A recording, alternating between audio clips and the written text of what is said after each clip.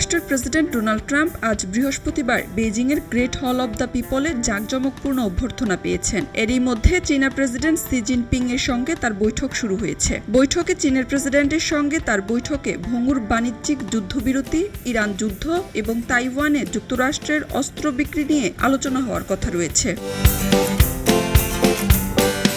বার্তা সংস্থা রয়টার্সের এক প্রতিবেদনে বলা হয়েছে, মধ্যপ্রাচ্যের সংঘাতে জড়িয়ে পড়ায় দেশে ট্রাম্পের জনপ্রিয়তা ক্ষতিগ্রস্ত হয়েছে। এমন প্রেক্ষাপটে তার বহুল প্রতীক্ষিত চীন সফর বাড়তি গুরুত্ব পেয়েছে। 2017 সালে শেষবার বেইজিং সফরের পর এটি যুক্তরাষ্ট্রের প্রধান কৌশলগত প্রতিদ্বন্দ্বী চীনে কোনো মার্কিন প্রেসিডেন্টের প্রথম সফর। এই সফরে ট্রাম্পের সঙ্গে গেছেন কয়েকজন শীর্ষ মার্কিন কর্পোরেট নির্বাহী। চীনের সঙ্গে বিভিন্ন অচলাবস্থা নিরসনের লক্ষ্যেই তাদের অংশগ্রহণ। সফর সঙ্গীদের মধ্যে রয়েছেন ইলন মাস্ক ও এনভিডিআর এর প্রধান নির্বাহী জেনসেন হুয়াং। হুয়াং শেষ মুহূর্তে সফর সঙ্গী হিসেবে যুক্ত হন। ট্রাম্প বলেন, শি জিনপিং এর কাছে তার প্রথম অনুরোধ হবে চীনের বাজারকে মার্কিন শিল্পের জন্য উন্মুক্ত করা।